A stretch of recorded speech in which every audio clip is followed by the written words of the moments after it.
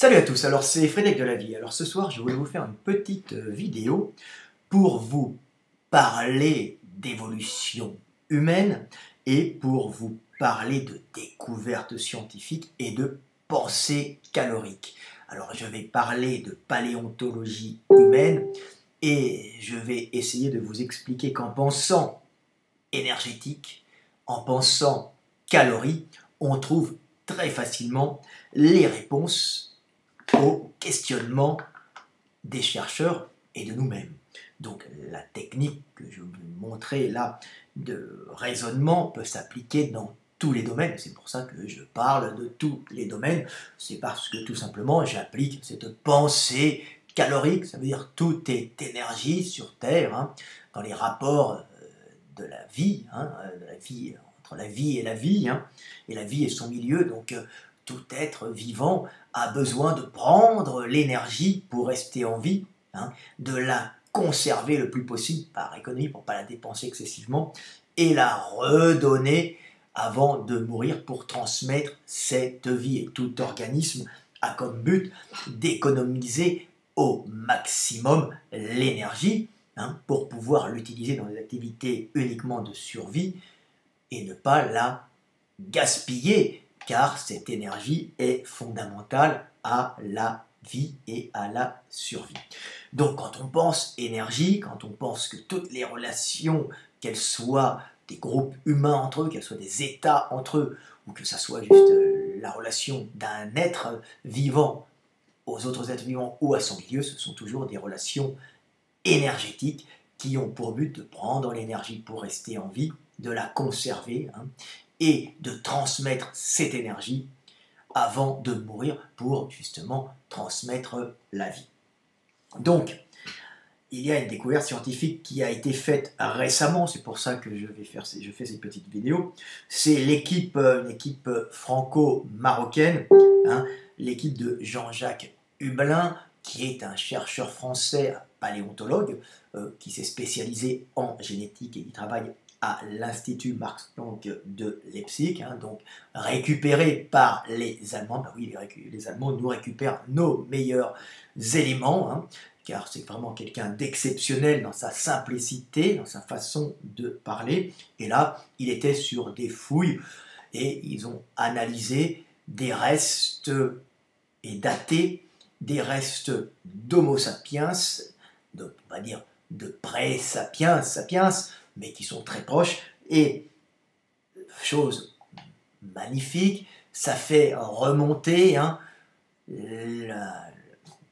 on va dire l'âge des sapiens presque modernes, hein, avec notre conformation physique. Alors, ils ne pouvaient pas, bien sûr, c'est trop loin en Afrique pour dater, hein, sur l'ADN, mais on peut dater par la stratigraphie, par plein d'autres moyens, et ils ont à peu près daté cette nouvelle découverte de Sapiens à moins 315 000 ans, ce qui fait que ça descend encore de 115 000 ans, l'âge des premiers sapiens, hein, un peu archaïques. Alors archaïques, c'était pas totalement comme nous, on va le voir dans ma vidéo, mais ils étaient assez proches de nous. Alors en plus, ça explique qu'il y avait, comme ce que j'ai expliqué précédemment dans mes vidéos, hein, une expansion sapiens beaucoup plus importante qu'on ne le pense et qu'il devait y avoir des remontées, hein, comme il l'explique, au nord, plus fréquentes qu'on ne le pense depuis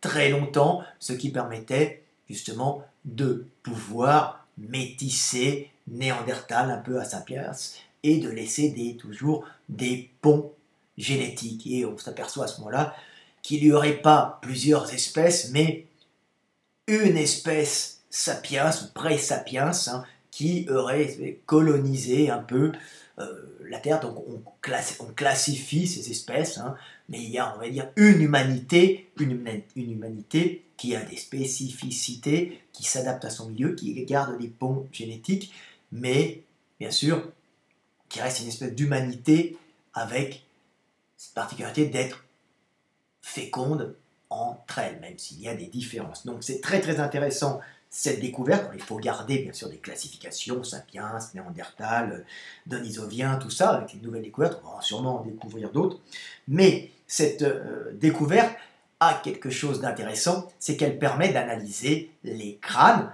dans leur forme, dans leur structure, et de comprendre pourquoi Néandertal avait une tête de forme, un crâne, on va dire, de forme si particulière, hein, allongé vers l'arrière, un front fuyant, des bourrelets suborbitaux développés, pas de front quasiment, et le crâne allant vers l'arrière. Morphologie qui est un peu un casse-tête pour les paléontologues qui s'interrogent encore sur cette forme. Alors moi, qui suis, on va dire, très simple dans ma façon de penser, puisque je pense énergie, j'ai trouvé la solution très facilement et je vais vous l'exposer. Il suffit de penser énergie, récupération d'énergie, conservation d'énergie et homéostasie pour pouvoir tout simplement analyser ces formes de crâne particulières. Donc, on voit que ce crâne qui a été découvert, hein, je vais vous le montrer, alors là ils l'ont reconstruit à peu près parce qu'il n'était pas totalement comme ça, c'est un pré-sapiens hein, au Maroc hein, de 315 000 ans, alors vous voyez il est assez similaire à nous-mêmes, hein. Des mecs comme ça on pourrait en croiser dans le métro, alors évidemment il a une grosse mâchoire, des bonnes dents parce qu'il mange de la viande cuite, hein. Il ne mange pas des plats tout faits, tout fabriqués, déjà broyés industriellement, donc il y a une sélection sur la mâchoire, il garde une mâchoire importante, mais on voit que la structure de son crâne est quasiment la même, peut-être un cerveau un peu plus petit, mais une structure faciale presque la même, un petit bourrelet sudorbitaire et un crâne assez haut, moins haut qu'un Homo sapiens moderne, bien sûr, mais presque comme un Homo sapiens moderne. Et c'est ça qui est intéressant à voir, c'est que comme c'est un sapiens très ancien, on s'aperçoit qu'il n'avait pas encore ce front très haut des sapiens, mais qu'il était assez proche des ancêtres communs des sapiens et néandertaliens, qui devaient avoir une forme assez similaire à celui-ci. Donc voilà, belle découverte hein, qui confirme les études morphologiques que j'avais faites, qui avaient dit qu'ils avaient à peu près cette forme-là, que les pré-sapiens avaient justement cette forme-là, et qu'ils étaient répartis partout, hein, et qu'il n'y avait pas juste une sortie sapiens en 40, en moins 40 ou moins d'Afrique, en moins 60, moins 40 000 ans. Non, non, il y a toujours eu des montées de sapiens qui se sont mélangées aux montées de pré-sapiens hein, antérieures, donc Homo erganstamsi, je crois, et puis Homo antecessor, hein, qui étaient montés en Europe et qui ont donné après, alors je me trompe peut-être un peu dans les mots, les pré-néandertaliens et les néandertaliens. Donc, c'était pour revenir à une très très bonne travail d'un groupe de chercheurs français, alors je ne me souviens plus c'est lequel, donc j'ai fait, pour faire des dessins, un peu la photocopie de leur travail, qui est un très très bon travail, où ils avaient fait par morphing, si vous voulez, par travail informatique, ce que pouvait être un ancêtre commun de sapiens, donc d'hommes modernes, et de néandertaliens, et en faisant un mixte des deux, on tombait sur l'ancêtre la morphologie de l'ancêtre de Néandertal et de Sapiens. Et très belle découverte de Hublin, on s'aperçoit que même s'il n'est pas l'ancêtre de Néandertal, il se rapproche de l'ancêtre de Néandertal et de Sapiens, et on s'aperçoit que cet homme du Maroc, ce pré-sapiens, ce sapiens archaïque, avait à peu près la même forme que ce laboratoire français avait, hein, ici, vous voyez, avait analysé par morphine, hein, tout simplement. Donc, très belle, on va dire, ensemble de travaux et de découvertes qui vont maintenant vous permettre de comprendre la forme, les causes de la forme de notre crâne, hein, si particulier, avec un grand front, alors que nos ancêtres n'avaient pas, ou que Néandertal avait un crâne fuyant. Alors, on voit ici, bien sûr, un crâne de Sapiens, un crâne de Néandertal, et vous voyez que le crâne de Néandertal n'a quasiment pas de front, pas en arrière, et comme il est en arrière, il est déporté en arrière, il a bourrelet occipital, hein. Ici, ils appellent ça le chignon occipital. Pour accrocher de gros muscles, c'est normal, puisque la tête part en arrière. On a besoin de gros muscles pour maintenir tout ça et bouger tout ça, hein, pour pas avoir une espèce de crâne qui partirait comme ça. Il avait un crâne court, un cou relativement épais. Et on voit un sapiens avec son gros crâne qui part en hauteur, mais il faut savoir que Néandertal et sapiens avaient quasiment la même taille de cerveau. Donc c'est juste la boîte crânienne qui change. Alors pourquoi cette forme si particulière de Néandertal, alors que Sapiens, qui est arrivé en Europe plus tard, avait déjà un crâne plus haut et a continué à avoir ce crâne plus haut? Alors la réponse en est simple, la réponse en est énergétique, la réponse en est calorique, toujours cette foutue calorie, et vous allez comprendre pourquoi. Car, tout simplement, Sapiens a dû s'adapter avec son gros cerveau qui s'est développé, qui consomme de l'énergie et qui peut monter en surchauffe. Il a dû s'adapter dans des milieux plus chauds qu'était l'Afrique à cette chaleur et il a dû mettre en œuvre tout un système par sélection, bien sûr, de mutation appropriée, tout un système permettant la thermorégulation et principalement l'évacuation de chaleur du cerveau pour pas que ce cerveau qui cogite beaucoup monte en surchauffe sous un climat chaud et finisse par ne pas fonctionner et par des fois créer des malaises pouvant entraîner même la mort de l'individu. Hein, puisque si on fait un malaise, on peut être victime d'un prédateur ou on peut tomber et mourir. Voilà.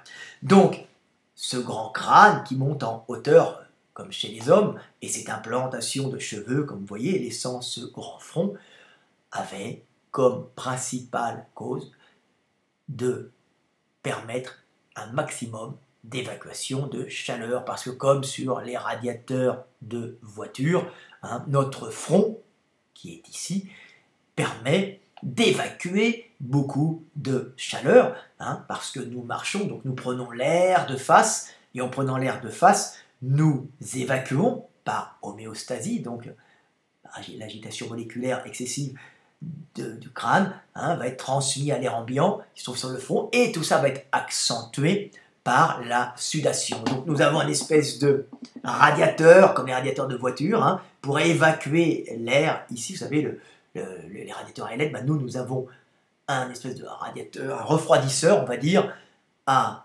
air et à eau, puisque la sueur, en s'évacuant, en s'évaporant, évacue l'agitation moléculaire et évacue l'excès de chaleur qui est l'agitation moléculaire, pouvant entraîner la destruction et l'agitation moléculaire des petites cellules du cerveau qui sont fondamentales à notre survie, puisque l'homme est un animal social devant sa survie à son énorme cerveau hyper complexe pour gérer justement des relations hyper complexes et techniques entre les humains et des relations de partage, des relations de partage des tâches.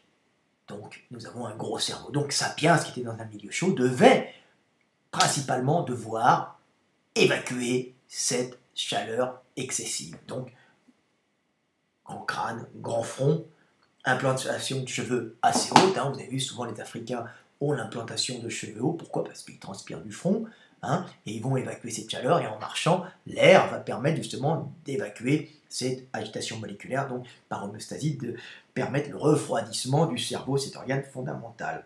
Alors, bien sûr, Néandertal, lui, ou les pré-néandertaliens ou antécesseurs, et Bergelsi, je prononce mal, je m'en fous, c'est des noms que donnent les savants, que donnent les paléontologues, mais on regarde les processus, hein. La vie est plus intéressante à comprendre en processus qu'à répéter bêtement des noms comme des sages savants. Il est plus intelligent de comprendre le fonctionnement du monde par ces processus que de répéter les noms et de les apprendre par cœur. Ça, c'est bien, mais c'est pas l'essentiel. Alors, Néandertal, lui, a été confronté, en tout cas ses ancêtres, à une Europe plus froide que l'Afrique, puisque ce sont des remontées africaines, qui datent d'il y a même plus d'un million d'années. Hein.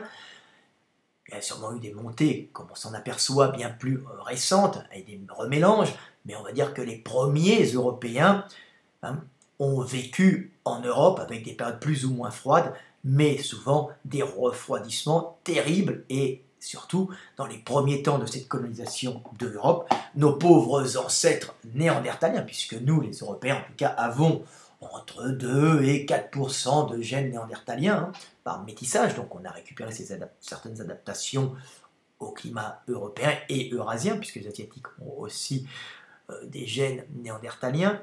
Donc, ils ont été confrontés, les premiers colons humains qui montaient d'Afrique, à un climat qui, même s'il apportait assez d'énergie, avec assez giboyeux des fois, avec assez de protéines animales, puisqu'ils sont devenus essentiellement carnivores, puisque l'hiver, essentiellement, ils mangent aussi des végétaux, mais l'hiver, on ne peut pas survivre des végétaux, il n'y en a pas beaucoup, mais confrontés à des grands froids, et étant confrontés à ces grands froids, ils étaient confrontés à des grands froids sans feu, puisque on suppose que le feu est arrivé à 500 000, à mon avis, il est arrivé à moins 700, moins 800, mais on n'a pas de traces, c'était épisodique, peut-être même avant, mais ce n'était pas généralisé, puisqu'on aurait retrouvé des cendres un peu partout, mais ça doit être beaucoup plus vieux qu'on ne le pense, mais quand même, le fait d'être les premiers colons de l'Europe sans feu, imaginez l'hiver quand vous avez que des peaux de bêtes, dans un hiver glaciaire et sec, pour survivre, beaucoup devaient mourir. Donc sélection intense sur la morphologie des individus,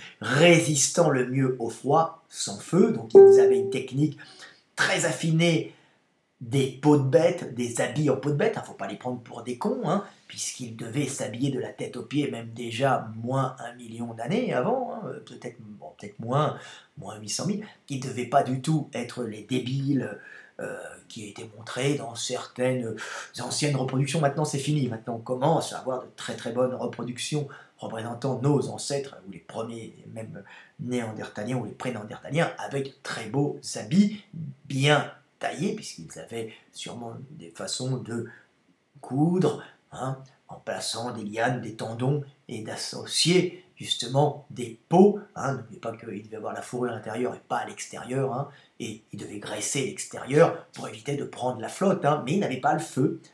Donc ils arrivaient à se tenir, mais ils étaient au froid extrême, ils devaient se blottir les uns après les autres, l'hiver sous des peaux de bêtes, et n'avaient pas ce feu. Donc directement une morphologie très particulière, et surtout cette morphologie du crâne des Néandertaliens que l'on voit ici, voilà, avec ce crâne qui part en arrière. Pourquoi ce crâne qui part en arrière?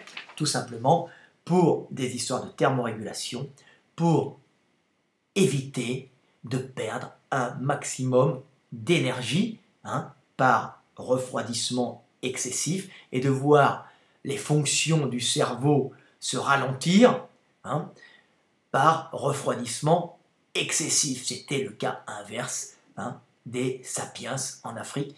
Néandertal, lui, ou les pré-néandertaliens, ou on va dire les premiers Européens, ont dû très vite, par sélection des mutations les mieux appropriées, avoir ces changements de structure, ces changements structurels de la face, et particulièrement du crâne, qui a fait ces crânes très très en arrière. Pourquoi très en arrière? Pour perdre ce front, qui est directement un front qui reçoit l'air en face de lui, et donc qui évacue un maximum de chaleur, et donc qui risque de faire descendre le cerveau à une trop basse température, lui permettant l'empêchant justement de réfléchir de façon correcte. Vous savez qu'au froid, moi là j'étais à moins 15 degrés, non, il est moins 20, c'est descendu à plus de moins 20 là, et à moins 20 dehors en me baladant, je commençais à avoir des petits problèmes de réflexion. Je m'apercevais que je pensais moins bien, j'étais un peu endormi. Bah oui, mais et encore, moi je peux rentrer à la maison et j'ai des habits en synthétique. Bah non, à l'époque, il fallait avoir justement une morphologie adaptée à ce froid, d'où très vite une perte de ce front, un déplacement du cerveau vers l'arrière pour justement résister à ces hivers glaciaires terrifiants qui pouvaient emporter les hommes par excès d'évacuation de chaleur. Donc voilà, on faisait tout pour conserver cette chaleur, pour maintenir un bon fonctionnement des organes et du cerveau, pour conserver cette énergie si importante, c'est ne pas la voir s'évacuer par homéostasie dans un milieu glacé. Donc le crâne est passé en arrière, comme ici, on le montre,